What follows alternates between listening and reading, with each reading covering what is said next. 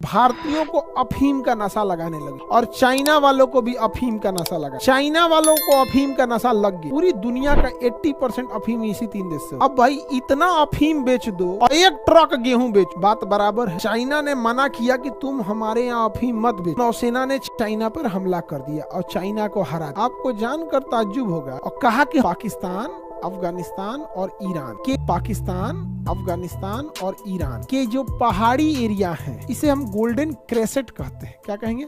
Golden क्रेसेट।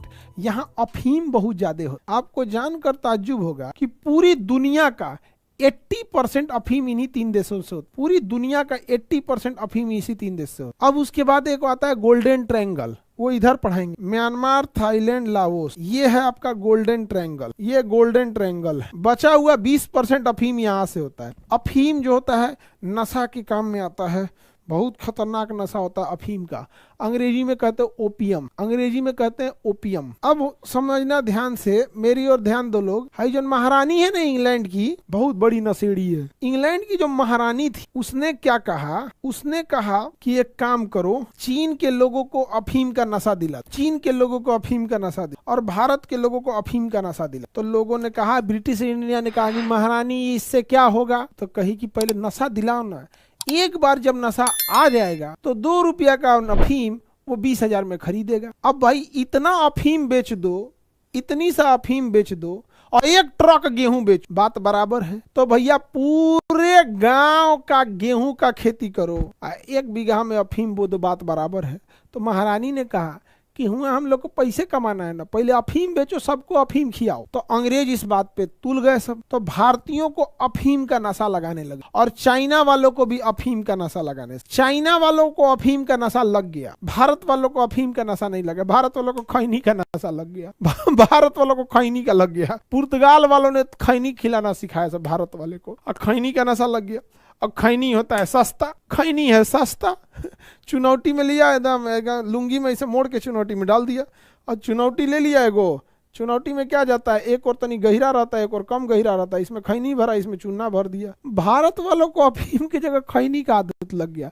अब जिसको देखो इसे खैनी खा के घूम रहा है। और चाइना वालों को अफीम का आदत लग गया। अब चूंकि अखंड भारत में म्यांमार भी आता था, तो अंग्रेज क्या करते थे, म्यांमार से अफीम ले जाके चाइना में बेचते थे। तो चाइना ने मना किया कि तुम हमारे यहाँ अफीम मत बेचो। तो ब्रिटिश नौसेना ने चाइना पर हमला कर दिया और चाइना को हरा दिया और कहा कि हम अफीम बेचेंगे। इस युद्ध का ही नाम है अफीम युद्ध। और 15 साल तक 2 बार लड़ा है, केवल अफीम बेचने के लिए। केवल क्या बेचने के लिए? अफीम बेचने के लिए। हम अफीम बेचेंगे, अफीम बेचे, अफीम युद्ध हो गया यार। सोच रहा तू नहीं सोच रहे हैं? इतनी नशेड़ी है ब्रिटेन की महारानी, इतनी नशेड़ी है, हम लोग को खैनी का आदत धरवा दी और चाइना को अफीम का आदत रखवा दी। चाइना को अफीम का लत लग गया और हम लोग को खैनी का लत। ना हमनी से खैनी छूट रहा है, ना उनसे से अफीम छूट रहा है। आओ महारानी नशेड़ी अपना मस्ती में घूम रही। तो अफीम युद्ध, तो यहाँ से अफीम की सप्लाई होगा। आगे बढ़े तो ये एरिया में अफीम बहुत ज्यादा हो, इस एरिया में अफीम ज्यादा हो। तालिबान आया, तालिबान ने कहा कि हम इस्लामिक कानून लागू करेंगे, अफगानिस्तान में इस्लामिक कानून लागू करेंगे। तो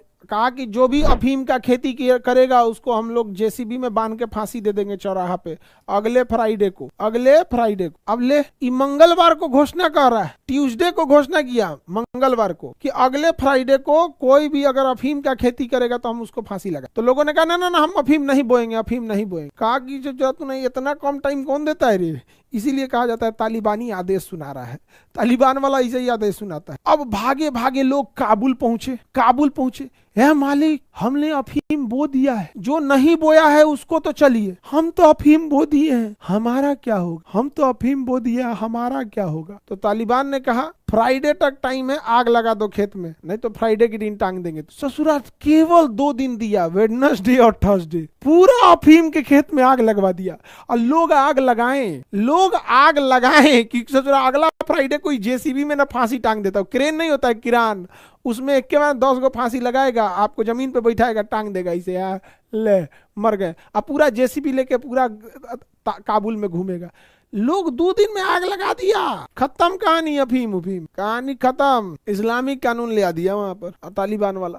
इसीलिए लोग कहते हैं कि तालिबानी फरमान सुना रहा है, तालिबानी फरमान सुना रहा है। नहीं समझ में आ गया? अब जैसे हम ही कह दें कि कल से आई कार्ड नहीं चेक होगा, सब लोग को बाल छिलवा के आना पड़ेगा, टकला होके आओगे तब, नहीं तो क्लास में एंट्री नहीं, तो इसी को कहा जाएगा तालिबानी आदेश सुना रहे। लेकिन चूंकि आप भारत के हैं, आप कहेंगे ये कौन तरीका है, नहीं हम नहीं छिलवाएंगे। लेकिन अगर हम अफगानिस्तान में रहते तो छिलवा देते। आप समझ में आ गया कि पक्का छिलवा देते हम तो हम भाव भी छिलवा देते हैं, भाव छिल के आओ एकदम।